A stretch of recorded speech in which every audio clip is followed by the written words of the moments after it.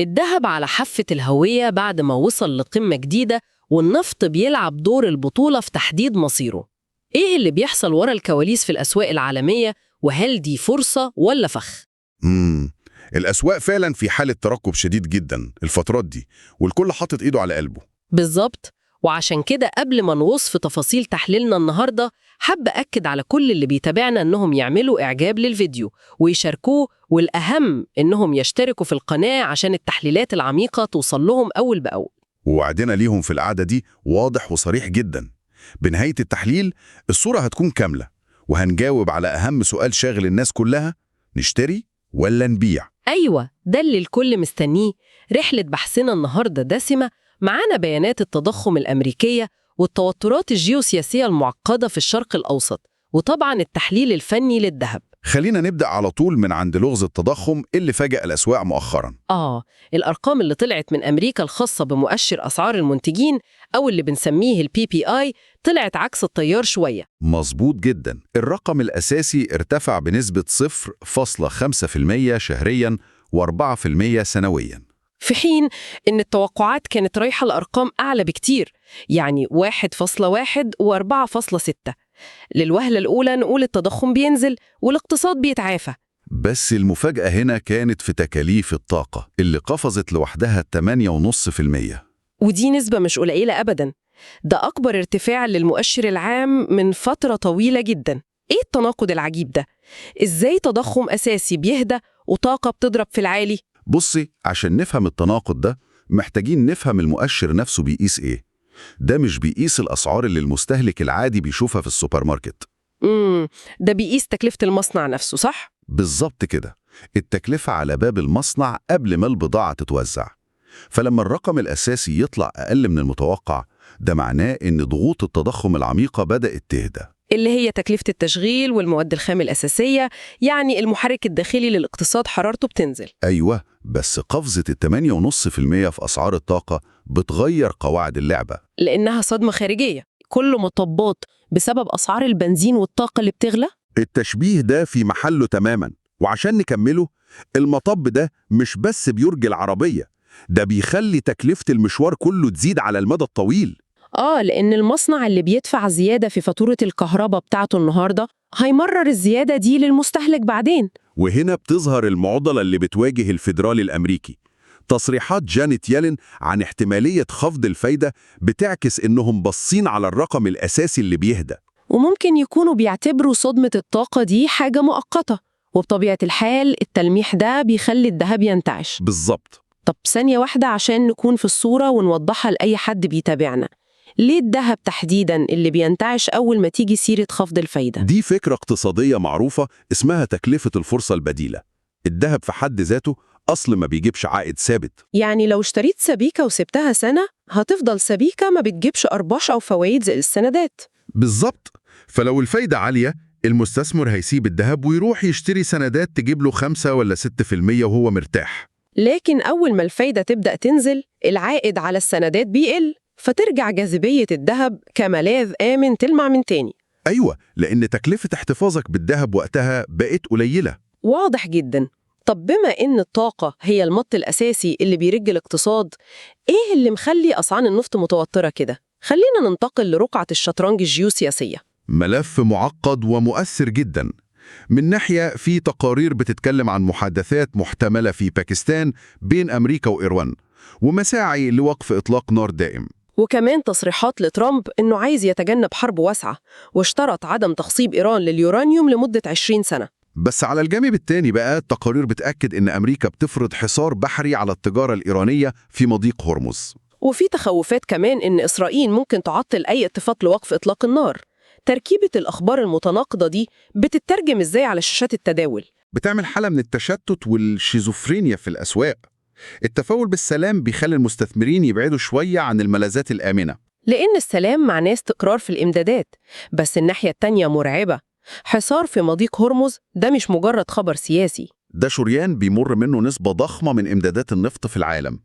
أول ما يحصل توتر، شركات التأمين بترفع رسومها لأرقام خيالية، والسفن بتاخد مسارات أطول، فتكلفة النقل تزيد والشحنات تتأخر. والنتيجة إن المعروض بيقل وتكلفته بتزيد. وده مخلي أسعار النفط أعلى ب40% من مستوياتها السابقة رغم إنها نزلت عن قمة $100. وده اللي خلى صندوق النقد الدولي يخفض توقعات النمو الاقتصادي العالمي ل 3.1%. بالظبط. طب معلش، عندي سؤال نقدي هنا بناء على المصادر. لو أمريكا بتعتبر مصدر صافي للطاقة وعندها اكتفاء ذاتي، ليه الاقتصاد العالمي كله مسك أعصابه من اللي بيحصل في مضيق هرمز؟ عشان الاقتصاد العالمي متصل ببعضه زي شبكة العنكبوت. أمريكا محمية في استهلاكها المباشر، بس هي بتستورد سلع من أوروبا وآسيا. والمصانع الأوروبية والأسيوية دي بتعتمد على طاقة الشرق الأوسط. أيوة، فلو النفط غلي عليهم تكلفة المنتجات هتزيد، وأمريكا هتستورد تضخم من بره.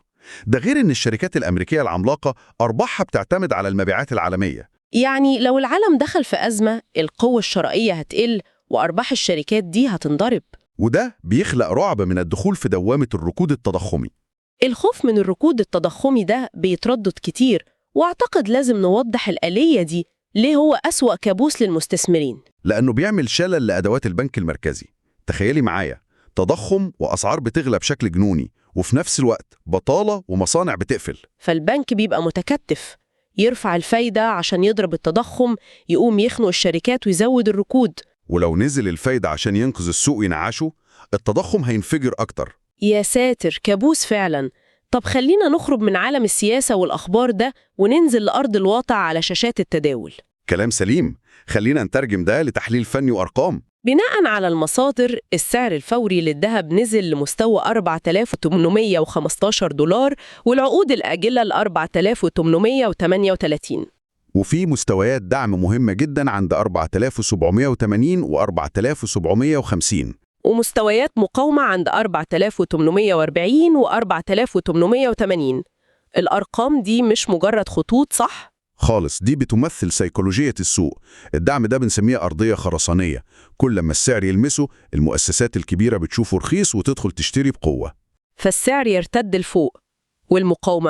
المقاومة دي سقف إزاز، الناس بتيجي عندها وتبيع عشان تجني أرباحها، فالسعر ينزل تاني. طب إزاي نوصف حركة الذهب في اللحظة دي بناء على الأرقام دي؟ هل ده انهيار ولا مجرد هدوء بيسبق العاصفة؟ إحنا فنياً في مرحلة اسمها نطاق تصحيحي قصير الأجل. السوق زي العداء اللي أخد سبرنت قوي وحقق قمة جديدة، لازم يقف ياخد نفسه. يعني التراجع ده التقاط أنفاس، والسعر محصور بين الدعم والمقاومة اللي ذكرناهم. بالظبط، بيهضم الأخبار دي كلها ومستني محفز قوي يكسر بين النطاق ده، يا لفوق يا لتحت. التذبذب ده معناه إن مفيش استراتيجية واحدة تنفع للكل. يا ريت نقسم التحليل لنوعين عشان نفيد كل المشاهدين. فكرة ممتازة. نقسمه للمستثمر السريع اللي بيضارب قصير الأجل، والمستثمر اللي بيبني محفظة للمستقبل. عظيم. وجينا للحظة الحسم. بناء على كل اللي فات ده، الاتجاه العام إيه؟ ونقول للمشاهدين يشتروا ولا يبيعوا؟ الاتجاه العام حالياً في حالة تذبذب، ويميل للضغط البيعي على المدى القصير، لكن على المدى المتوسط هو مدعوم بآمال خفض الفايدة. ممتاز. خلينا نكون عمليين. المضارب القصير الأجل، التوصية الفنية ليه إيه؟ التوصية الفنية الواضحة ليه هي البيع. يعني يستغل أي صعود ويبيع بالقرب من مستوى المقاومة 4,840؟ أيوة، بس الأهم من ده إنه يحط وقف خسارة صارم جدا فوق مستوى $4,880، عشان لو السقف اتكسر يخرج من الصفقة فوراً. وأهدافه هتكون فين؟ يستهدف مستويات الدعم الجمع الأرباح، يعني 4,780 وبعدين 4,750. دي خطة محكمة جدا للمضارب. طيب والمستثمر بقى طويل الأجل؟ المعادلة بتتعكس معاه.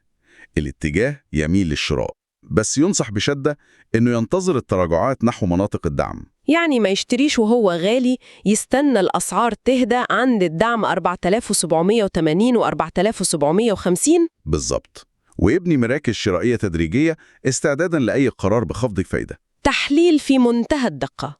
يعني المضارب يبيع من المقاومة والمستثمر يشتري من الانخفاضات عند الدعم. وقبل ما نختم، في فكرة استفزازية محتاجين نحطها قدام المشاهدين. اتفضل. إيه هي؟ تخيلي لو الأوضاع الجيوسياسية استقرت، وده بيقلل جاذبية الذهب وبيضغط على السعر لتحت. وفي نفس التوقيت الفيدرالي أعلن خفض الفايدة، وده بيرفع السعر للسماء. السؤال هنا، مين القوة اللي هتنتصر في الشد الحبل ده؟ السلام ولا خفض الفايدة؟ ومين اللي هيحدد مسار الأسعار السنة دي؟ ده سؤال بيلخص المعركة الحقيقية اللي بتدور في عقول المستثمرين دلوقتي. إحنا كده ربطنا كل الخيوط وجاوبنا بوضوح على سؤال نشتري ولا نبيع. دلوقتي الدور على المشاهدين بقى. بالظبط. انزلوا دلوقتي في التعليقات وشاركونا خطتكم، هل هتشتروا ولا هتبيعوا؟ وفي معركة شد الحبل اللي اتكلمنا عليها تتوقعوا مين يكسب؟ يا ريت تسيبوا لنا رأيكم. وما تنسوش تعملوا إعجاب للفيديو وتشاركوه عشان الفايدة تعم. نشوفكم على خير قريبا جدا في غوص عميق جديد وتفكيك للغز من ألغاز السوق.